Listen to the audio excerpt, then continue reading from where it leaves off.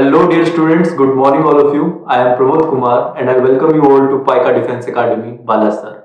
तो स्टूडेंट्स, हमने अपने पिछले सेशन में मैथमेटिक्स और रीजनिंग के कुछ सैंपल पेपर सॉल्व किए थे। आज के सेशन में स्टूडेंट्स हम रीजनिंग का एक नया सैंपल पेपर सॉल्व करने वाले हैं। तो चलिए स्टूडेंट्स, आज का ये सेशन शुरू करते हैं और one by one in questions को सॉल्व करते हैं। So students, we have our question paper here. Sainik School Rashtriya Military School Entrance Exam 2022-23. Reasoning question paper. So students, question number 1. What will come at the place of the question mark? We have given a series 6, 11, 21, 36, 56 and here is question mark. तो students, ये एक series का question है और हमें find out करना है कि इस क्वेश्चन मार्क में कौन सा नंबर आएगा। तो स्टूडेंट्स, इन क्वेश्चंस को एक बार आप ट्राई करें, वीडियो पॉज करके एक बार इस क्वेश्चन को ट्राई करें। अगर आपका आंसर आ जाता है सही तो वेल एंड गुड, नहीं आता तो फिर मैं समझा रहा हूं, आप इसको अच्छे से समझें। तो देखिए स्टूडेंट्स, जब भी ये क्वेश्चन इस टाइप का सीरीज का कोई भी आता है तो आप पहले सीरीज लिख लीजिए। जैसे कि यहाँ पे है 6, देन है आपके पास 11, फिर है आपके पास यहाँ पे 21, 36, 56। ओके तो स्टूडेंट्स, अब देखिए इनके बीच में अगर हम गैप देखें तो 6 और 11 के बीच में जो गैप है, मतलब 11 माइनस अगर 6 करें हम तो 5 है। ओके, वैसे ही अगर 21 और 11 के बीच में हम गैप देखें, यानी 21 माइनस 11 करें तो यहाँ पे जो गैप है वो कितना है, 10। वैसे ही 21 और 36 के बीच में अगर हम गैप देखें तो इसके बीच में डिफरेंस है 15। और यहाँ पे 56 और 36 के बीच में अगर गैप देखें तो इनके बीच में गैप कितना है, 20। तो स्टूडेंट्स, यहाँ पे अगर आप देखे हो तो ये 5 का टेबल है, 5 1 5, 5 2 10, 5 3 15, 5 4 20, 5 5 25। यानी बच्चों जो नेक्स्ट नंबर आएगा हमारे पास वो क्या होगा, 56 से 25 ज्यादा होगा। तो स्टूडेंट्स 56 प्लस 25 हम कर लेते हैं, तो 6 प्लस 5 इज 1, 6 7 8 81। तो जो नेक्स्ट नंबर आएगा स्टूडेंट्स वो कौन सा नंबर होगा, 81। इसका मतलब यह है स्टूडेंट्स कि ऑप्शन नंबर सी जो है ये हमारे पास करेक्ट है। ओके, तो स्टूडेंट्स, जब भी कोई भी सीरीज का क्वेश्चन आता है आपके पास रीजनिंग में, तो आप पहले स्टार्टिंग में उसके बीच का गैप फाइंड आउट करने की कोशिश करिए। तो स्टूडेंट, क्वेश्चन नंबर 2 देखते हैं अभी हम। What comes next in the given series, J L O S question mark D. तो स्टूडेंट, ये एक अल्फाबेटिकल सीरीज का क्वेश्चन है और यहाँ पे आपको क्वेश्चन मार्क दे रखा है। हमें फाइंड आउट करना है कि इस क्वेश्चन मार्क में क्या आएगा। तो स्टूडेंट, अगर आप ध्यान से देखें यहाँ पे तो जे के बाद एल है, तो यानी यहाँ पे एक अल्फाबेट इन्होंने छोड़ दिया, कौन सा, के। फिर एल के बाद ओ है, तो यहाँ पे स्टूडेंट उन्होंने 2 अल्फाबेट छोड़ दिए, एम और एन। फिर ओ के बाद यहाँ पे एस है बच्चे, तो यहाँ पे उन्होंने 3 अल्फाबेट छोड़े, कौन कौन से, P Q R. Okay students, तो यहाँ पे देखिए इन्होंने पहले केस में स्टूडेंट्स एक अल्फाबेट छोड़ा, दूसरे केस में यहाँ पे उन्होंने 2 अल्फाबेट छोड़े, तीसरे केस में उन्होंने 3 अल्फाबेट छोड़े। तो इन स्टूडेंट्स चौथे केस में वो कितने अल्फाबेट छोड़ेंगे, 4। तो एस के बाद 4 अल्फाबेट आप छोड़ दो, टी यू वी डब्ल्यू, ये 4 अल्फाबेट हमने एस के बाद छोड़ दिए। तो डब्ल्यू के बाद स्टूडेंट क्या आता है, एक्स।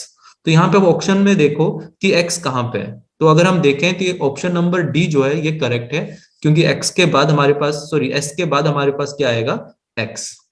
ओके स्टूडेंट्स, तो ये जो ऑप्शन है हमारा, ऑप्शन नंबर डी जो है ये करेक्ट है। अब चलते हैं स्टूडेंट क्वेश्चन नंबर 3 की तरफ और उसे रीड करते हैं क्या है। तो स्टूडेंट, क्वेश्चन नंबर 3 देखिए, ये आपके पास डायरेक्शन का क्वेश्चन है। क्वेश्चन है यहाँ पे, Z started walking towards south, he walked a distance of 15 meter and then took a left turn and walked a distance of 30 meter. Then he took a right turn and walked a distance of 15 meter again. Z is facing in which direction? Okay students, तो हमें ये find out करना है कि Z कौन से direction को face करेगा एट लास्ट। तो देखिए स्टूडेंट्स, हम इसको ड्रॉ करते हैं। तो सबसे पहले उन्होंने कहा है कि Z started walking towards south। सबसे पहले जेड जो है वो साउथ की तरफ चलना स्टार्ट करता है। तो बच्चे, अगर हम साउथ की तरफ लेके जाएं जेड को, तो ये जेड आया साउथ की तरफ। He walked a distance of 15 metre. उन्होंने कहा कि जो जेड है वो 15 मीटर तक वो डिस्टेंस कवर करता है, इस पॉइंट से वो साउथ की तरफ जाता है। तो स्टार्टिंग पॉइंट है और यहाँ से वो साउथ की तरफ मूव कर रहा है 15 मीटर। उसके बाद उन्होंने कहा है बच्चों, then he took a left turn. उसके बाद वो लेफ्ट टर्न लेता है and walk distance of 30 metre. तो हमने बच्चों यहाँ पे इसको लेफ्ट टर्न दिला दिया और ये लेफ्ट टर्न में कितने मीटर गया, 30 मीटर। तो ये मीटर जो है स्टूडेंट्स ये कितना है, 30 metre. Then he took a right turn, फिर उन्होंने कहा कि आगे जाके फिर उसने राइट टर्न लिया। ठीक है स्टूडेंट्स, आगे जाकर फिर उन्होंने उसने क्या लिया, राइट टर्न लिया। तो राइट टर्न के बाद वो 15 मीटर फिर दोबारा चलता है। तो यहां से स्टूडेंट्स उसने राइट टर्न लिया, तो अब वो नीचे की तरफ आया और यहां पे उसने कितना डिस्टेंस कवर कर लिया, फिर 15 metre. Z is facing in which direction, अब वो पूछ रहा है क्वेश्चन में कि अब बताइए कि जेड कौन से डायरेक्शन को फेस कर रहा है। तो स्टूडेंट देखिए, अब जो जेड है उसकी डायरेक्शन कहाँ, किस तरफ है, उसकी जो डायरेक्शन है वो साउथ की तरफ है। तो यहाँ पे स्टूडेंट्स आप ये देखिए कि साउथ ऑप्शन कहाँ पे है, तो ऑप्शन नंबर बी में जो है साउथ ऑप्शन है, यानी जो जेड है वो एट लास्ट साउथ डायरेक्शन को फेस करेगा। तो ऑप्शन नंबर बी जो है ये हमारे पास करेक्ट है। अब चलते हैं स्टूडेंट क्वेश्चन नंबर 4 की तरफ। क्वेश्चन नंबर 4 में देखिए, from the given options choose the odd one out. इस ऑप्शन में से हमने ओड वन फाइंड आउट करना है, कौन सा होगा। तो स्टूडेंट्स देखिए, सबसे पहले है इजी डिफिकल्ट। तो हम यहाँ पे देख पा रहे हैं कि ये ऑपोजिट वर्ड है, इजी का ऑपोजिट क्या है, डिफिकल्ट। ब्रेव, कावर्ड, तो इसका भी ऑपोजिट क्या, ब्रेव का ऑपोजिट वर्ड है कावर्ड। एंड का ऑपोजिट वर्ड क्या है, बिगिनिंग, तो ये भी ऑपोजिट वर्ड है। बट यहाँ पे स्टूडेंट्स देखिए, व्हाइट का क्या दे रखा है, डर्टी। तो बच्चों व्हाइट का अगर आप ऑपोजिट वर्ड देखो तो आमतौर पर हम ब्लैक कहते हैं, और अगर यहाँ पे डर्टी है तो इसका जो ऑपोजिट वर्ड होता है वो होता है क्लीन। तो यानी ये वाला जो ऑप्शन है ये गलत है। तो यानी हमारा जो आंसर है वो क्या हो जाएगा, फोर्थ का ए। तो ऑप्शन नंबर ए जो है स्टूडेंट्स ये हमारे पास क्या है, correct. Okay students, question number 5 देखते हैं अब। तो स्टूडेंट क्वेश्चन नंबर 5 जो है ये बहुत ही इंपॉर्टेंट है, क्योंकि ये 2020 में जो पेपर हुआ था सैनिक स्कूल का, उसमें इस तरीके का क्वेश्चन पूछा गया था। तो देखते हैं स्टूडेंट इन क्वेश्चंस को हम कैसे सोल्व कर सकते हैं। क्वेश्चन में देखिए स्टूडेंट, यहाँ पे हमें 3 स्टेटमेंट दे रखा है। क्वेश्चन में फर्स्ट में कहा गया है कि blueberries cost more than strawberries, blueberries cost less than raspberries, raspberries cost more than strawberries and blueberries. Question पूछा गया है if the first 2 statement are true, अगर ये पहले 2 स्टेटमेंट जो है फर्स्ट और सेकंड ये दोनों अगर सही हैं, तो बताइए थर्ड स्टेटमेंट जो है ये ट्रू है कि फॉल्स है कि अनसर्टेन है या नन ऑफ दीस है। तो स्टूडेंट्स देखिए, blueberries cost more than strawberries, सबसे पहले उन्होंने कहा है कि जो ब्लूबेरीज का जो कॉस्ट है, जो ब्लूबेरीज खरीदने के जो पैसे हैं वो ज्यादा हैं स्ट्रॉबेरीज से। तो हम यहाँ पे इसको स्टूडेंट ऐसे लिख लेते हैं कि ब्लूबेरीज इसके कॉस्ट जो है ज्यादा है, तो इसको मैं ग्रेटर देन लगा देता हूं और यहां पे लिखता हूं स्ट्रॉबेरीज। ओके, अब स्टूडेंट्स देखिए, उन्होंने यहां पे कहा है कि ब्लूबेरीज कॉस्ट लेस देन रस्पबेरीज। अब रस्पबेरीज जो है वो ब्लूबेरीज से कॉस्टली है, मतलब रस्पबेरी का जो प्राइस है वो ब्लूबेरीज से ज्यादा है। तो यानी रस्पबेरीज इधर आ जाएगा क्योंकि उसका प्राइस जो है वो ज्यादा है। ओके स्टूडेंट्स, तो अब देखिए स्टूडेंट्स, रस्पबेरी अगर ब्लूबेरी से ज्यादा है तो यानी रस्पबेरी का जो प्राइस है वो स्ट्रॉबेरी से भी ज्यादा होगा। तो ऑप्शन नंबर 3 अगर हम पढ़ें तो इसने कहा है कि raspberries cost more than strawberries and blueberries. Option number 3 में कहा है कि जो रस्पबेरीज का प्राइस है वो ब्लूबेरीज और स्ट्रॉबेरीज दोनों से ज्यादा होगा। तो हम यहाँ पे भी देख पा रहे हैं कि हाँ, दोनों से रस्पबेरीज का प्राइस ज्यादा है। इसका मतलब जो ऑप्शन नंबर 3 है बच्चों वो क्या है, करेक्ट है। तो यहाँ पे ऑप्शन नंबर ए देखिए, उन्होंने कहा है कि जो थर्ड स्टेटमेंट है वो ट्रू होगा अगर पहले 2 स्टेटमेंट ट्रू हैं तो यानी ऑप्शन नंबर ए हमारे पास क्या आ गया, करेक्ट। ओके स्टूडेंट्स, अब क्वेश्चन नंबर 6 देखते हैं स्टूडेंट हमारे पास क्या है। ओके स्टूडेंट, क्वेश्चन नंबर 6 देखते हैं। क्वेश्चन नंबर 6 में स्टूडेंट्स यहाँ पे उन्होंने कहा है कि in certain code December is written as ERMBCEDE, which word will be written as ERMBVENO। तो स्टूडेंट ये कोडिंग डिकोडिंग का क्वेश्चन है। अब हम लिख लेते हैं पहले यहाँ पे हमें क्या दे रखा है। तो इन्होंने स्टूडेंट कहा है डिसम्बर, DECEMBER।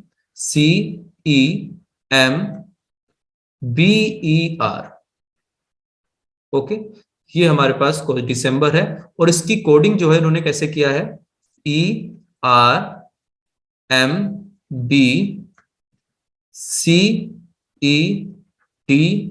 ये कोडिंग उन्होंने किया हुआ है।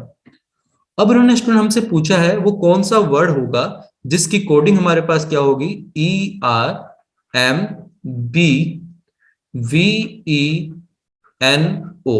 तो वो कौन सा वर्ड होगा जिसकी कोडिंग इस तरह से होगी।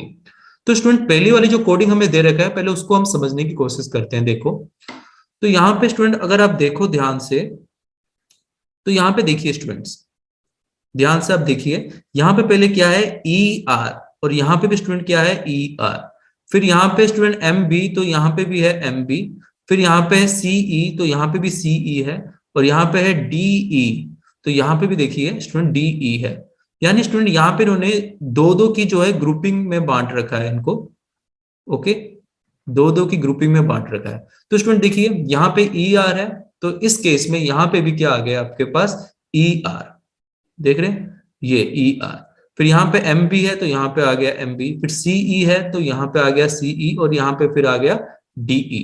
तो स्टूडेंट हम क्या करेंगे, अब हम इसके भी दो दो की ग्रुपिंग बना देंगे ऐसे। ओके, अब स्टूडेंट्स अब देखिए, अब इसको हम लिखना स्टार्ट करते हैं। अब देखिए स्टूडेंट यहाँ पे पहले क्या था ER, तो यहाँ पे भी आ गया ER, तो यहाँ पे हम लोग क्या लिखेंगे।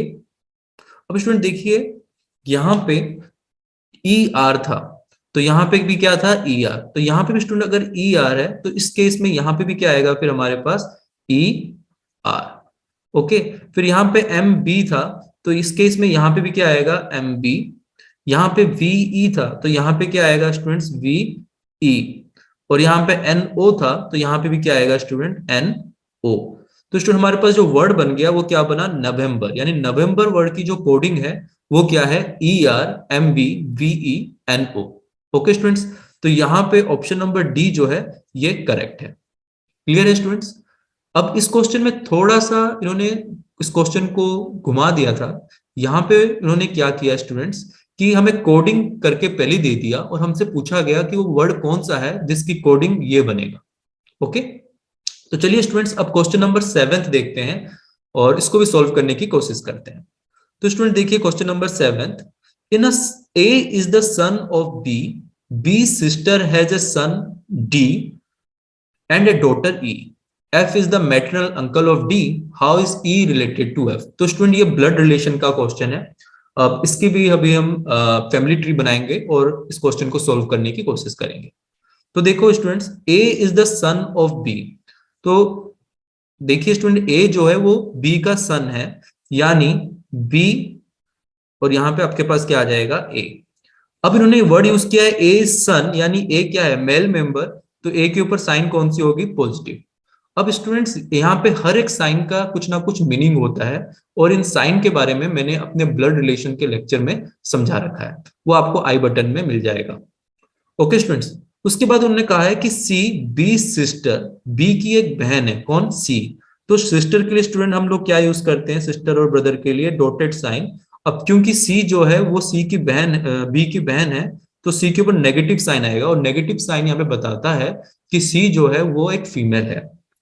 अब उन्होंने कहा कि सी बी सिस्टर है जे सन डी, सी का एक लड़का है उसका नाम क्या है डी, लड़का है इसलिए उसके ऊपर पॉजिटिव साइन, और उसकी एक लड़की भी है कौन ई भी है, तो ई एक लड़की है तो उसके ऊपर नेगेटिव साइन।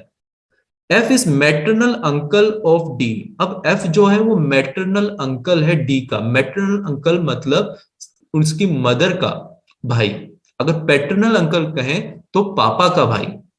तो यानी एफ जो है यहाँ पे स्टूडेंट मैटरनल अंकल है, यानी एफ जो है वो सी का और बी का दोनों का क्या है भाई है। अब क्वेश्चन में हमसे ये पूछा गया है कि how E is related to F, कि जो ई है वो एफ की क्या होगी। तो स्टूडेंट देखिए ई जो है वो एफ की भांजी होगी, और इंग्लिश में हम लोग भांजी को क्या कहते हैं नाइसी। तो ऑप्शन नंबर सी जो है स्टूडेंट्स ये हमारे पास क्या है करेक्ट। ओके, अब क्वेश्चन नंबर 8 देखते हैं स्टूडेंट्स क्या है। If book is called watch, watch is called bag, bag is called dictionary, and dictionary is called window which is use to carry books. तो यहाँ पे स्टूडेंट हर एक वर्ड की कोडिंग कर दी है। उन्होंने कहा कि बुक को अगर हम वॉच कहेंगे, वॉच को हम लोग बैग कहेंगे, बैग को हम लोग डिक्शनरी कहेंगे, और डिक्शनरी को हम हमेशा विंडो कहेंगे। तो बताइए कि बुक कैरी करने के लिए आप कौन सी चीज यूज करते हो। तो स्टूडेंट बुक को एक जगह से दूसरी जगह लेने के लिए आप लोग बैग का यूज करते हो, बट अब यहाँ पे हम बैग नहीं कह सकते हैं, बिकॉज बैग को उसने कहा है कि जब भी आप बैग कहोगे तो बैग की जगह आप कौन सा वर्ड यूज करोगे, डिक्शनरी। तो यहाँ पे स्टूडेंट ऑप्शन नंबर ए जो है ये करेक्ट है। अब क्या कहोगे, आंसर इसका option number A, dictionary. Okay, तो स्टूडेंट क्वेश्चन नंबर 8 भी हमारा सॉल्व हो गया। अब इस तरीके के क्वेश्चन स्टूडेंट्स पेपर में बहुत पूछे जाते हैं। तो यहाँ पे बच्चे क्या गलती करते हैं कि बैग आ गया तो यहाँ पे वो बैग की जगह वॉच बोल देते हैं, है ना। बट ये वॉच अगर आप बोलोगे तो गलत है, क्योंकि यहाँ पे उन्होंने कहा है कि जो बैग है इज कॉल्ड डिक्शनरी। बैग को हम लोग क्या कहेंगे, डिक्शनरी। समझ रहे हैं बच्चों, अगर वॉच पूछा जाता तो फिर हम कहते हैं वॉच की जगह बैग। क्लियर है बच्चों, तो यहाँ पे ऑप्शन नंबर ए जो है ये करेक्ट है। अब चलते हैं स्टूडेंट क्वेश्चन नंबर 9 की तरफ और देखते हैं क्वेश्चन नंबर 9 में क्या है। तो स्टूडेंट क्वेश्चन नंबर 9 देखिए। क्वेश्चन नंबर 9 में कहा है कि in a class of 45 students Aman's rank from the top is 16th. Ashok is 6th ranks below Aman. What is Ashok's ranks from the bottom? तो स्टूडेंट ये रैंकिंग का question है। अब देखिए स्टूडेंट इस क्वेश्चन को हम कैसे सॉल्व करेंगे। तो स्टूडेंट सबसे पहले उन्होंने कहा है कि टोटल बच्चे कितने हैं, 45। जो अमन है वो टॉप से 16th पोजीशन में है। तो स्टूडेंट देखिए अगर अमन की पोजीशन 16th है, इसका मतलब उसके ऊपर कितने बच्चे हैं, 15 बच्चे उसके ऊपर है। ओके स्टूडेंट्स, उसके बाद उन्होंने सेकंड सेंटेंस में कहा है कि Ashok is 6th rank below Aman. Aman से 6th पोजीशन में, जस्ट नीचे अमन के 6th पोजीशन में कौन है, अशोक है। तो स्टूडेंट देखिए अगर अशोक अमन के नीचे 6th पोजीशन में है, इसका मतलब अशोक और अमन के बीच में 5 लोग हैं और अशोक जो है वो 6th पोजीशन में आता है। तो स्टूडेंट देखिए अगर हम देखें तो ऊपर अभी कितने लोग हो गए, 15, ये एक 16, ये 5 21 और अशोक को मिलाकर कितने हो गए, 22। यानी ऊपर जो टोटल लोग बैठे हैं वो कितने हैं, 22। अब स्टूडेंट टोटल लोग थे 45, उसमें से 22 लोगों को हम बिठा चुके हैं, यानी अब हमारे पास और कितने लोग रह गए, अब स्टूडेंट्स हमारे पास रह गए 23 लोग। इसका मतलब ये है बच्चों कि अब अशोक के नीचे टोटल कितने बच्चे हैं, अभी 23 बच्चे हैं अशोक के नीचे। अब इन्होंने स्टूडेंट हमसे पूछा है कि व्हाट इज अशोक का rank from the bottom. Ashok का रैंक जो है वो नीचे से कितना है। तो स्टूडेंट अशोक यहाँ पे देखिए 23 बच्चे हैं, नीचे अशोक के कितने बच्चे हैं, 23। तो अशोक बच्चों कौन से पोजीशन में आ रहा है, 24th पोजीशन में, क्योंकि अशोक के नीचे अगर 23 बच्चे हैं तो अशोक कौन से पोजीशन में आ रहा है, 24th पोजीशन में। यानी ऑप्शन नंबर सी जो है स्टूडेंट यहाँ पे हमारे पास करेक्ट है। ओके, तो स्टूडेंट जब भी इस तरीके का क्वेश्चन आता है आप डायग्राम से इसे सॉल्व कर लीजिए। हम चलते हैं क्वेश्चन नंबर 10 की तरफ। तो स्टूडेंट देखिए question number 10, which one set of letters when sequentially placed at the gaps in the given letter series cell completed। अब स्टूडेंट यहाँ पे हमें यहाँ पे गैप दे रखा है, फिलिंग द ब्लैंक्स दे रखा है और हमें बताना है कि कौन कौन से लेटर्स यहाँ पे आएंगे इस और हमें लेटर को इस तरह फिल करना है ताकि एक पैटर्न बने। ओके, तो स्टूडेंट देखिए इन क्वेश्चन को करने के लिए सबसे पहले आप काउंट करिए कि कितने टोटल अल्फाबेट्स हैं। तो देखो 1 2 3 4 5 6 7 8 9 10 11 12 13 14 15 16, टोटल 16 लेटर्स हैं स्टूडेंट्स। तो हम या तो 2 इंटू 8 की ग्रुपिंग बना सकते हैं, है ना स्टूडेंट्स, या 8 इंटू 2 की, या तो 4 4 की हम ग्रुपिंग इस तरह से बना सकते हैं। ठीक है स्टूडेंट्स, समझ रहे हो, ग्रुपिंग हम बना सकते हैं। अब स्टूडेंट इन क्वेश्चन को सॉल्व करने का तरीका भी मैंने अपने लेक्चर में बता रखा है, हम यहाँ पे एक शॉर्ट ट्रिक समझ रहे हैं। तो देखिए स्टूडेंट्स 16 है टोटल अल्फाबेट और हमें इनकी ग्रुपिंग बनानी है, तो हम इसकी 2 2 की ग्रुपिंग बना सकते हैं, 2 2 करके 2 2 की ग्रुपिंग बना सकते हैं, या 8 8 की ग्रुपिंग बना सकते हैं, या तो फिर 4 4 करके हम इनकी ग्रुपिंग बना सकते हैं। तो सबसे पहले स्टूडेंट हम 2 2 की ग्रुपिंग बनाते हैं। अब देखिए स्टूडेंट अगर मैं 2 2 की ग्रुपिंग बनाऊं तो यहाँ पे सबसे पहले बी और सी की ग्रुपिंग बन जाएगी और यहाँ पे ऐसे ऐसे ग्रुपिंग इन दोनों की सबकी बनेगी। तो स्टूडेंट अगर हम यहाँ पे ग्रुपिंग बनाने के बाद यहाँ पे अगर हम देखें बच्चों, तो यहाँ पे ध्यान से देखिए, यहाँ पे जो पहला अल्फाबेट है वो क्या है, बी है, और सेकंड पेयर में जो पहला अल्फाबेट है वो ए है। तो यहाँ पे सिमिलरिटी नहीं बन रही, पैटर्न जो है वो रिपीट होने चाहिए, बट यहाँ पे पैटर्न जो है वो रिपीट नहीं हो रहा, यानी 2 2 वाली ग्रुपिंग हमारा जो है कैंसिल हो गया, ये नहीं बन सकता। ओके, तो अब स्टूडेंट्स हम लोग क्या करते हैं, अब हम लोग चार चार की सॉरी आठ आठ की ग्रुपिंग बना के देखते हैं। तो देखिए 1 2 3 4 5 6 7 8, तो यहाँ पे आठ आठ की हमने ग्रुपिंग बनानी स्टार्ट की। देखिए स्टूडेंट यहाँ पे सबसे पहले बी है, तो यहाँ पे भी बी है, तो यहाँ पे पैटर्न रिपीट हो रहे हैं। सी है, यहाँ पे भी सी है, यहाँ पे ए है, तो इस हिसाब से यहाँ पे क्या आना चाहिए, ए। यहाँ पे फिर फिलिंग द ब्लैंक्स है, बट यहाँ पे क्या है, ए, तो इस हिसाब से यहाँ पे क्या आना चाहिए, ए। उसके बाद यहाँ पे बी आया है, बट यहाँ पे फिलिंग द ब्लैंक्स है, तो यहाँ पे बी आना चाहिए। ओके, फिर यहाँ पे स्टूडेंट सी है, तो यहाँ पे फिर क्या आना चाहिए, सी। तो इस हिसाब से स्टूडेंट हमारे पास बने ए सी ए बी। अब आप स्टूडेंट्स यहाँ पे ये देखिए कि क्या पेयरिंग रिपीट हो रही है, तो देखो B C A B, B यहाँ पे भी है, सी यहाँ पे भी है, ए। तो देखिए सिमिलर पेयर दोनों ही तरफ बन रहे हैं, तो यानी हमारे पास ए सी ए बी जो होगा वो लेटर सही होगा। तो ये ऑप्शन ए में हमारे पास दे रखा है ए सी ए बी, तो ऑप्शन नंबर ए जो है ये करेक्ट है। अब स्टूडेंट हम क्वेश्चन नंबर 11 देखते हैं क्या है।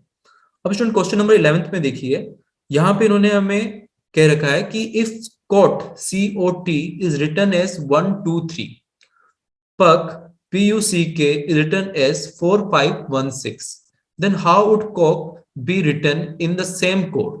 ठीक है, ये भी कोडिंग का क्वेश्चन है, बट स्टूडेंट्स मैंने आपको पहले ही बताया हुआ है, जब आपको इस तरह का दे रखा हो, पहले लेटर का यहाँ पे आपको कोडिंग दे रखा है नंबर के फॉर्म में, दूसरे केस में भी यहाँ पे नंबर के फॉर्म में दे रखा है, और तीसरे में आपसे क्वेश्चन पूछा गया है।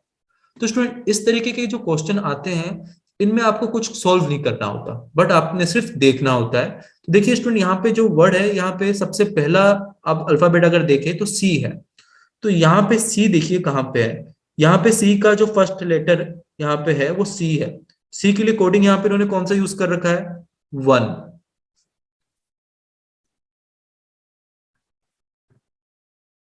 1 यूज कर रखा है। ओके, सी के लिए जो उन्होंने वर्ड यूज कर रखा है 1। फिर ओ, तो देखिए ओ के लिए उन्होंने जो वर्ड यूज जो नंबर यूज किया है स्टूडेंट, ओ के लिए वो 2 यूज किया है, तो ओ के लिए फिर क्या आ जाएगा आपके पास 2। फिर आपके पास सी आ गया, तो हमें पता है कि सी के लिए कोडिंग उन्होंने 1 यूज किया है। और के देखिए कहाँ पे, ये रहा के जो है इस लेटर का, इस वर्ड का लास्ट लेटर क्या है, के है, तो के के लिए जो उन्होंने कोडिंग यूज किया है वो क्या है, 6। तो यहाँ पे के के लिए स्टूडेंट आपके पास क्या आ जाएगा, 6। तो हमारे पास जो कोडिंग आ रहा है वो क्या आ रहा है, 1216, तो ऑप्शन नंबर ए जो है स्टूडेंट ये करेक्ट है, 1216। ओके, अब स्टूडेंट हम चलते हैं क्वेश्चन नंबर 12 की तरफ। क्वेश्चन नंबर 12 देखिए क्या है, in the English alphabet BDG is to CFJ, मतलब BDG को उन्होंने कोडिंग कर दी CFJ लिखकर। तो उन्होंने पूछा है कि इन द सेम वे EGJ को हम कैसे लिख सकते हैं। तो स्टूडेंट्स देखिए बी के लिए उन्होंने सी यूज किया, यानी बी का नेक्स्ट अल्फाबेट उन्होंने यूज किया, तो इस तरफ से ई का जो नेक्स्ट अल्फाबेट है वो क्या है, एफ है। फिर डी के बाद उन्होंने एफ लिया है, यानी एक अल्फाबेट छोड़ दिया उन्होंने ई, तो इस तरह से यहाँ पे भी स्टूडेंट हम एक अल्फाबेट छोड़ देंगे एच, और यहाँ पे क्या आ जाएगा आई।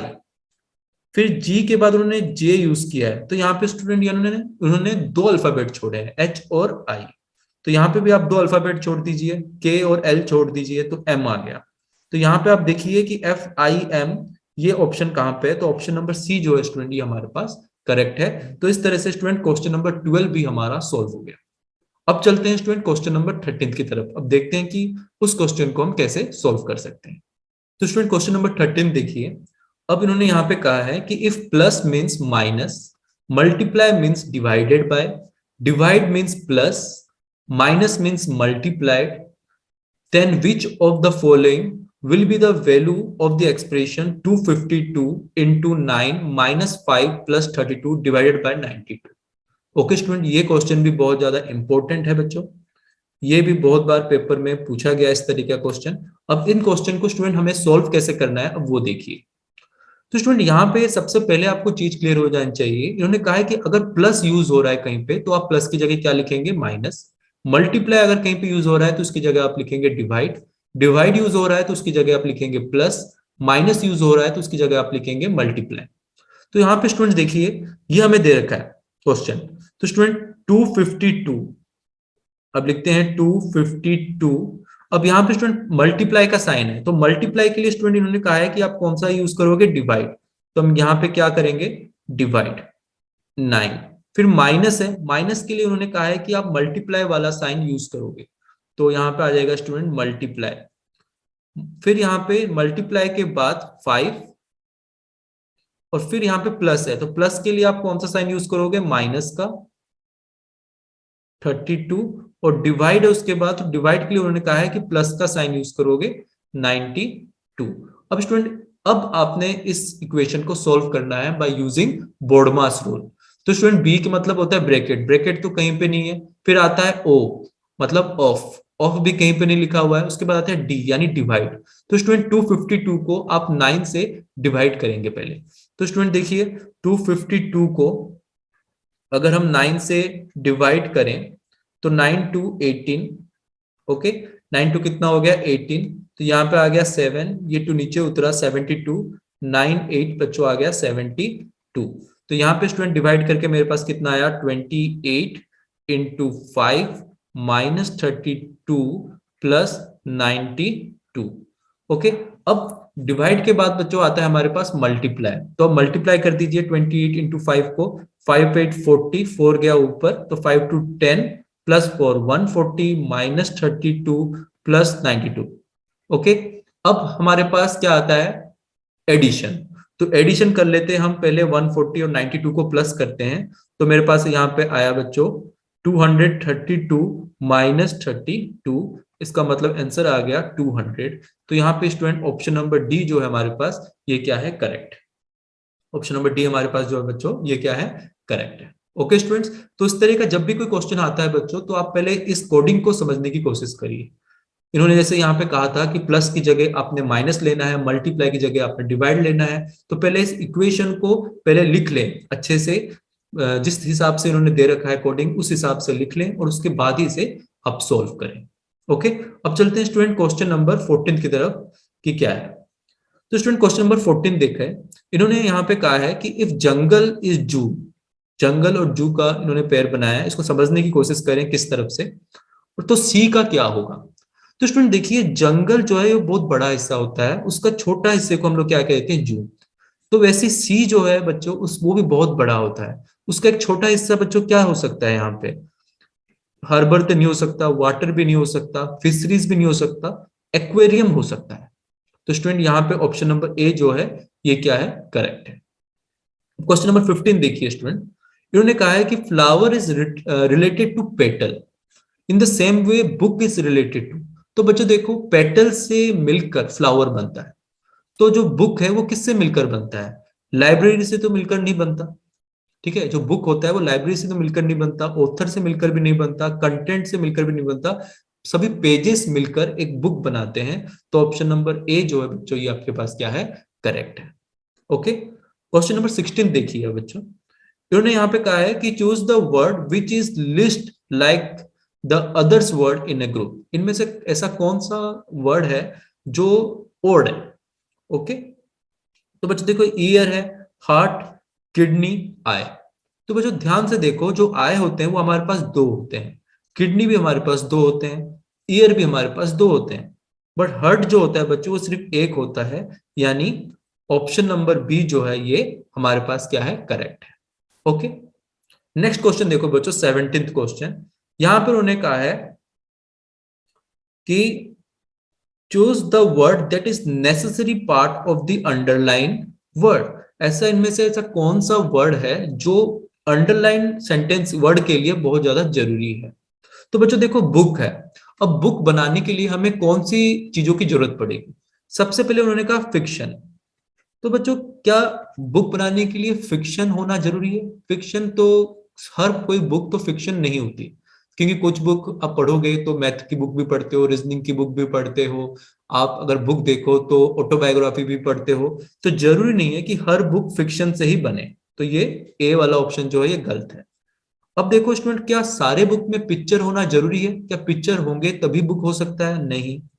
लर्निंग जरूर नहीं है किसी बुक से आप सीखो, बट स्टूडेंट यहाँ पे देखो जो पेजेस हैं, पेजेस को मिलाकर ही बुक बनता है, यानी ऑप्शन नंबर बी जो है ये करेक्ट है। पेजेस जो हैं ये नेसेसरी पार्ट है बुक बनाने के लिए। तो स्टूडेंट 17th क्वेश्चन का ऑप्शन नंबर बी जो है ये क्या है, करेक्ट। ओके, अब स्टूडेंट क्वेश्चन नंबर 18 देखते हैं हमारे पास क्या है। क्वेश्चन नंबर 18 में कहा गया है कि 5 men A, B, C, D and E read a newspaper. The one who read first give to C. The one who read last had taken from A. E was not the first or last to read. There were two readers between B and A. Who read the newspaper last? Okay बच्चों, इन्होंने हमसे पूछा है कि अगर 5 लोग newspaper पढ़ते हैं तो बताइए कि आखिरी में न्यूज़पेपर कौन पढ़ता है, वो हमें फाइंड आउट करना है। तो स्टूडेंट देखिए, सबसे पहले 5 लोग हैं तो हम 5 लोगों को एक एक करके बिठा देते हैं। एक, ये 2, 3, 4 और ये 5। अब उन्होंने कहा कि the one who read first, जो सबसे पहले न्यूज़पेपर पढ़ता है वो किसको देता है पढ़ने के लिए, उसके बाद सी को, यानी सी जो है वो सेकंड नंबर में न्यूज पढ़ने वाला है। सी जो है उसने दूसरे नंबर में न्यूज पढ़ा है, तो यहाँ स्टूडेंट्स फर्स्ट जगह खाली है, सी दूसरे नंबर में आ जाएगा क्योंकि सेकंड नंबर में सी ने पढ़ा है। फिर उन्होंने कहा है the one who read last had taken from him, जिस आदमी ने लास्ट में न्यूज़पेपर पढ़ा है उसको न्यूज़पेपर किसने दिया था, ए ने। इसका मतलब ए ने सेकंड लास्ट में न्यूज पढ़ा था। फिर स्टूडेंट यहाँ पे देखिए, ई वॉज नॉट द फर्स्ट और लास्ट टू रीड। ई जो है वो पहले भी नहीं आता और लास्ट में भी नहीं आता, यानी ई के लिए ये वाली जगह जो है वो खाली रहेगी। ओके, उसके बाद स्टूडेंट इन्होंने कहा है there were two readers between B and ए।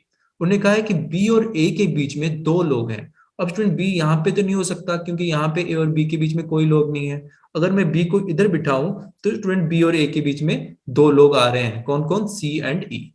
अब स्टूडेंट ये जगह खाली है और हमारे पास कौन रह गया, डी। तो स्टूडेंट अब देखिए, इन्होंने हमसे पूछा था कि आखिरी में न्यूज किसने पढ़ा है, तो आखिरी में डी आ रहा है। तो न्यूज सबसे आखिरी में किसने पढ़ा है, ऑप्शन नंबर डी, डी ने। ओके स्टूडेंट्स, तो ये वाला क्वेश्चन भी स्टूडेंट हो गया हमारा, और ये क्वेश्चन बहुत ज्यादा इंपॉर्टेंट है। ये 2020 में शायद ये क्वेश्चन पूछा गया था। ओके स्टूडेंट्स, अब चलते हैं क्वेश्चन नंबर 19 की तरफ। ओके स्टूडेंट, तो क्वेश्चन नंबर 19 हमारे सामने आ चुका है और हमें फाइंड आउट करना है मिसिंग टर्म, यानी ये वाला स्टूडेंट जो क्वेश्चन मार्क लगा हुआ है ये हमें फाइंड आउट करना है। तो स्टूडेंट स्टार्टिंग में जो 2 फिगर हमें दे रखे हैं इससे हम ये पता करेंगे कि बीच वाला जो नंबर आया है ये कैसे आया। तो स्टूडेंट इसको समझने की हम कोशिश करते हैं। तो देखिए स्टूडेंट, अगर 5 + 11 अगर मैं करूं तो कितना आ रहा है यहाँ पे, 16। ओके, और 4 + 2 करने पर मेरे पास आ रहा है 6। इन दोनों को माइनस करने पर मेरे पास आ रहा है 10, जो कि 8 के बराबर नहीं है। तो यानी ये वाला जो ट्रिक है ये तो हमारा सही नहीं है। अब दूसरा तरीका हम यूज करते हैं। तो स्टूडेंट देखिए, 5 + 2 करने पर कितना आ रहा है, सॉरी 11 + 4 करने पर मेरे पास आ रहा है 15। 11 + 4 करने पर मेरे पास कितना आ रहा है बच्चों, 15। वैसे ही 5 + 2 करने पर मेरे पास बच्चों आ रहा है 7। अगर 15 से 7 माइनस करता हूं तो मेरे पास कितना आ रहा है, 8, जो कि बराबर आ रहा है।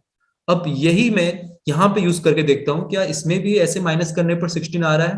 तो देखिए स्टूडेंट, 20 + 10 करने पर, अगर मैं 20 + 10 करूं, 20 + 10, तो मेरे पास यहाँ पे आ रहा है 30।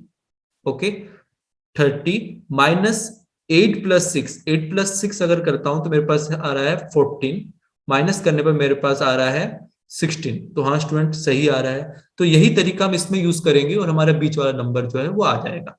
तो देखिए स्टूडेंट, 15 + 8, अगर 15 + 8 हम लोग करें तो मेरे पास कितना आ रहा है, 23। ओके, 15 + 8 करने पर मेरे पास आ रहा है 23। 3 + 6 करने पर मेरे पास आ रहा है 9। 23 में से बच्चों अगर हम 9 माइनस करें तो मेरे पास आंसर आ रहा है 14। तो ऑप्शन नंबर सी जो है बच्चे यहाँ पे क्या है, करेक्ट।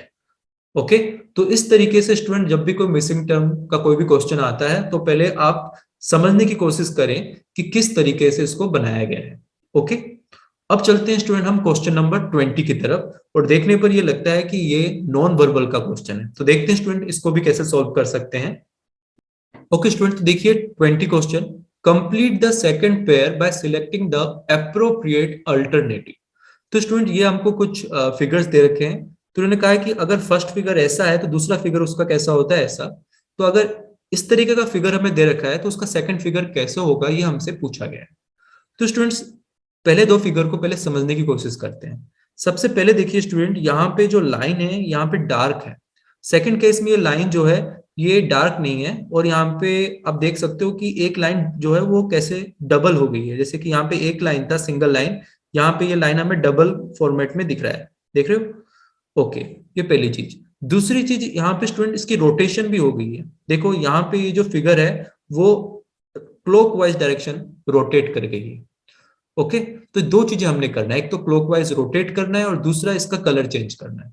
तो सबसे पहले स्टूडेंट एक चीज तो यह है कि इसका कलर चेंज हो जाएगा, यानी ये सेम कलर का नहीं रहेगा, यानी पहला वाला ए और बी ये तो कट गया। अब देखिए स्टूडेंट बी और सी है, तो हमें ये पता चल गया कि इसका रोटेशन होगा। तो यहाँ पे देखिए बी ऑप्शन में ये एस सच वैसा ही है जैसा इस वाले फिगर में है, सिर्फ इसका ये जो कलर है ये चेंज हो गया है, तो ये भी गलत हो जाएगा क्योंकि इसका रोटेशन नहीं किया गया है। ऑप्शन नंबर सी में यहाँ पे स्टूडेंट देखिए इसका क्लॉकवाइज रोटेशन भी किया गया है और इसका कलर भी चेंज है, तो ऑप्शन नंबर सी जो है ये हमारे पास क्या हो गया, करेक्ट। ओके स्टूडेंट, तो अब चलते हैं हम क्वेश्चन नंबर 21 की तरफ। तो स्टूडेंट क्वेश्चन नंबर 21 देखिए, the priest told the devotee the temple bell is rung at regular intervals of 45 minutes. The last bell was rung 5 minutes ago. If the next bell is due to be rung at 7:45 a.m., then at what time did priest give this information to the devotee? तो students देखिए इस question में क्या कहा गया है। उन्होंने कहा कि एक पंडित है, उन्होंने डिवोटीज को, यानी जो लोग मंदिर आए हुए हैं प्रार्थना करने, उनको कहा कि जो मंदिर की घंटी है वो हर 45 मिनट में एक बार बजता है। तो उन्होंने कहा, जब वो ये बात कह रहे थे डिवोटी को, उस समय उन्होंने कहा कि जो आखिरी बेल बजा था वो 5 मिनट पहले बज गया है। ओके, तो स्टूडेंट यहाँ पे उन्होंने कहा है कि अगर अगली घंटी का जो टाइम है वो 7:45 में बजेगा, तो बताइए कि जब जो पंडित है वो लोगों से बात कर रहे थे उस समय कितना टाइम हुआ होगा, ये हमसे पूछा गया है। तो स्टूडेंट इस क्वेश्चन को अच्छे से समझो पहले और फिर इसका आंसर निकालो। तो देखो स्टूडेंट्स ध्यान से समझो क्वेश्चन को। उन्होंने कहा है कि जो अगली घंटी बजने वाली है वो कितने बजे बजेगी बच्चों, 7:45 में। यानी अगर अगली घंटी 7:45 में बजने वाली है तो उससे पहले वाली जो घंटी होगी वो 7 बजे बजी होगी, क्योंकि उन्होंने कहा है कि हर 45 मिनट में घंटी बजती है। तो 7:45 में बच्चों अगर दूसरी घंटी बजेगी तो इससे 45 मिनट अगर कम कर दें तो पहली घंटी जो बजी थी वो कितने बजे बजी होगी, 7 बजे, है ना बच्चों। बट इन्होंने कहा कि जब पंडित जी लोगों को, डिवोटीज को बता रहे थे कि अगली घंटी कब बजेगी, उस समय घंटी बजे हुए 5 मिनट हो चुके थे। यानी बच्चों 7 बजे अगर घंटी बजी थी तो जब पंडित जी बात कर रहे थे उस समय कितना हुआ होगा, 7:05 हुआ होगा, क्योंकि घंटी बजे हुए उस समय 5 मिनट हो चुके थे। तो इसलिए स्टूडेंट्स यहाँ पे आंसर क्या होगा, 7:05 AM, यानी ऑप्शन नंबर बी जो है यहाँ पे बच्चों वो क्या है, करेक्ट है। ओके, तो ऑप्शन नंबर बी जो है वो क्या है, करेक्ट। अब स्टूडेंट क्वेश्चन नंबर 22 हम देखते हैं। क्वेश्चन नंबर 22 में कहा गया है बच्चों कि count number of triangles in the given figure. इस फिगर में टोटल कितने ट्रायंगल्स हैं हमें ये काउंट करना है। तो स्टूडेंट इस तरीके के क्वेश्चंस को सॉल्व करने के लिए मैंने बहुत से शॉर्ट ट्रिक्स बताए हुए हैं। हर एक फिगर्स में किस तरह हम इजीली फाइंड आउट कर सकते हैं number of triangles, number of square, बहुत से शॉर्ट ट्रिक्स मैंने बताए हुए हैं। देखिए स्टूडेंट इस तरीके के फिगर्स को भी सॉल्व करने का मैंने तरीका बताया हुआ है। आप देखिए स्टूडेंट, अगर आपके पास कोई एक ट्रायंगल दे रखा हो और उसके अंदर एक छोटा ट्रायंगल हो जो कि इसके हर एक साइड को टच कर रहा हो, तो उस केस में स्टूडेंट आप ध्यान से देखो, अगर इसके अंदर कितने ट्रायंगल्स बन रहे हैं, 1 2 ये 3 और ये 4। ओके, तो अंदर स्टूडेंट्स कितने ट्रायंगल बन रहे हैं, 4। तो स्टूडेंट अगर आप ध्यान से देखें तो इस तरीके के फिगर में टोटल 5 ट्रायंगल्स बनते हैं। टोटल कितने ट्रायंगल्स बनते हैं, 5 ट्रायंगल्स बनते हैं। क्योंकि देखो बच्चों 1 2 3 4, अंदर 4 बन गए और ये पूरा जो एक ट्रायंगल है ये एक पूरा ट्रायंगल मिलाकर कितने बन गए, टोटल 5। तो स्टूडेंट जब भी आपके पास इस तरीके का कोई भी क्वेश्चन आएगा तो सबसे पहले आप देखो कि क्या अंदर कोई ट्रायंगल बन रहा है जो इसके साइड्स को टच कर रहा है। अगर कर रहा है तो पहले ही आप अपने माइंड में ये क्लियर कर लो कि इसके अंदर इंटीरियर में जो ट्रायंगल बनेंगे वो 4 बनेंगे। सबसे पहले आप अंदर के ट्रायंगल्स फाइंड आउट करो, उसके बाद आप बाहर वाला ट्रायंगल काउंट करो। तो स्टूडेंट्स देखो, सबसे पहले अगर मैं ये वाला ट्रायंगल देखूं, इस वाले ट्रायंगल को देखूं अगर, तो स्टूडेंट देखिए इस वाले ट्रायंगल में अंदर एक ट्रायंगल बन रहा है, इसका मतलब टोटल जो ट्रायंगल्स अंदर बनेंगे वो कितने बनेंगे, 4। ओके, अब देखिए स्टूडेंट्स, अब इस बड़े वाले ट्रायंगल को देखो। अब स्टूडेंट्स एक चीज आपने ध्यान रखना है, यहाँ पे आप 5 मत कहिएगा। सबसे पहले आप अंदर वाले जितने भी ट्रायंगल है सिर्फ उनकी वैल्यू लिखिए। आपने बड़े वाले जो ट्रायंगल है उसे सिर्फ एक बार ही गिनना है, जो सबसे आखिरी में जो ट्रायंगल होगा उसी को गिनना है और किसी को नहीं गिनना। तो स्टूडेंट देखिए अब इस वाले बड़े वाले ट्रायंगल को देखिए। इस बड़े वाले ट्रायंगल के अंदर अगर आप देखें, इस बड़े वाले ट्रायंगल के अंदर एक ट्रायंगल और है। इस बड़े वाले ट्रायंगल के अंदर बच्चे ये वाला देखो, ये वाला ट्रायंगल जो है इस बड़े वाले ट्रायंगल के अंदर है। तो इसके लिए अगर हम देखें तो इसके लिए बच्चों कितने आपके पास ट्रायंगल बनेंगे इंटीरियर में, 4। ओके ओके, उसके बाद देखो बच्चों यहाँ पे ये जो ट्रायंगल्स हैं, ये जो ट्रायंगल्स हैं आपके पास, इसको भी बराबर भागों में बांटा गया है, दो दो भागों में बांटा गया है। तो यहाँ पे बच्चों कितने ट्रायंगल्स हो गए आपके पास, 2। यहाँ पे कितने हो गए, 2, 4, और यहाँ पे कितने हो गए, 2, 6। तो यहाँ पे कितने लिखोगे आप, 6। ओके, अब स्टूडेंट्स आखिरी में आप सिर्फ एक ही बार एक बड़े ट्रायंगल को काउंट करोगे। तो ये वाला जो बड़ा ट्रायंगल है बच्चों, ये वाला जो ट्रायंगल पूरा फुल ट्रायंगल है, इसको आप एक ही बार काउंट करो तो आपके पास ये आ गया 1। ओके, तो स्टूडेंट देखिए यहाँ पे कुछ बच्चे जो है गलती जो करते हैं, यहाँ पे वो कहते हैं कि सर अंदर 4 है और ये पूरा जो है ये 1। तो ये जो पूरा वाला ट्रायंगल है ना बच्चों, वो सिर्फ हम एक ही बार लेंगे। वो कौन सा लेंगे, सबसे बड़ा ट्रायंगल जो है वो सिर्फ हम एक ही बार लेंगे, इसलिए मैंने यहाँ पे 1 लिखा है। तो अब इसको आप प्लस करिए, 4 + 4 8, 8 + 6 14, 14 + 1 इज 15। यानी जो आंसर होगा बच्चों आपके पास क्या होगा, 15 जो है ये आपके पास क्या है आंसर। तो ऑप्शन नंबर डी जो है बच्चों वो करेक्ट है। ओके, अब चलते हैं स्टूडेंट हम क्वेश्चन नंबर 23 की तरफ। तो स्टूडेंट देखिए क्वेश्चन नंबर 23, क्वेश्चन नंबर 23 में कहा गया है कि which of the following diagrams indicates the best relation between dog cat animal. Okay, तो स्टूडेंट देखिए अगर आप ध्यान से देखें, डॉग भी एक एनिमल है, डॉग एक एनिमल है। ओके, ये डॉग है तो डॉग एक एनिमल है, और बच्चे कैट भी क्या है, एक एनिमल है। कैट भी क्या है, एक एनिमल है। तो स्टूडेंट यहां पे देखो मैंने डॉग और कैट को जो है क्रॉस नहीं किया। क्यों, क्योंकि बच्चे क्या कुछ डॉग कैट हो सकते हैं क्या, नहीं हो सकते। डॉग तो डॉग है, कैट कैट है। क्या मैं कह सकता हूं कि कुछ डॉग कैट भी होते हैं, नहीं होते हैं। इसलिए मैंने इनको क्रॉस नहीं किया, क्योंकि डॉग और कैट ये दोनों अलग अलग हैं।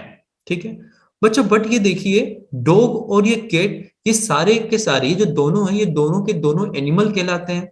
तो स्टूडेंट मैं यहाँ पे क्या कर दूंगा, ऊपर एनिमल ड्रॉ कर दूंगा, क्योंकि डॉग और ये कैट ये दोनों के दोनों एनिमल हैं, तो इसलिए ये एनिमल के अंदर आएंगे। तो स्टूडेंट इस तरीके का फिगर देखिए आप कहाँ पे है। अगर मैं इस तरीके का फिगर देखूं तो ऑप्शन नंबर ए जो है स्टूडेंट मेरे पास क्या आ गया, करेक्ट।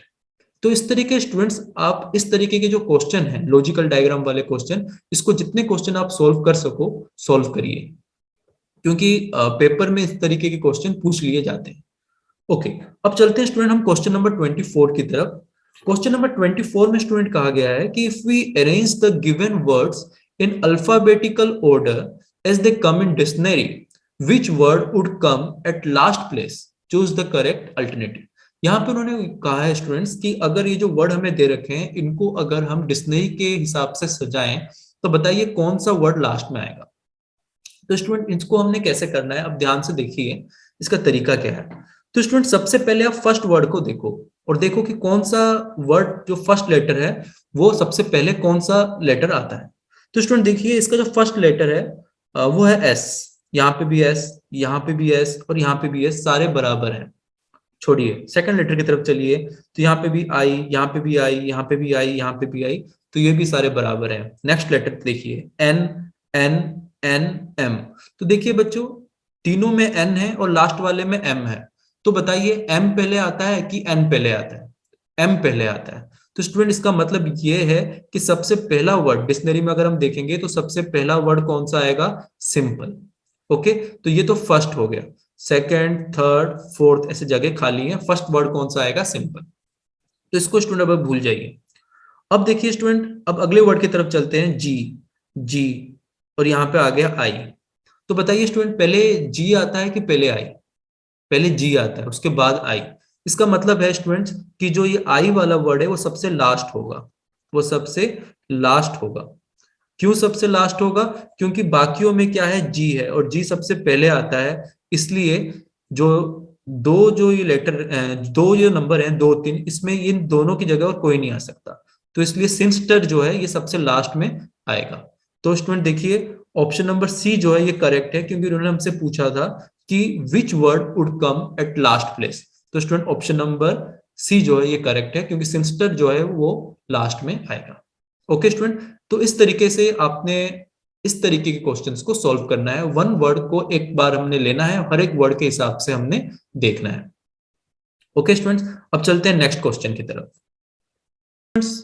तो स्टूडेंट देखिए, क्वेश्चन नंबर 25, क्वेश्चन में कहा गया है कि choose the alternative that has the same relationship to 11 as 49 has with 7।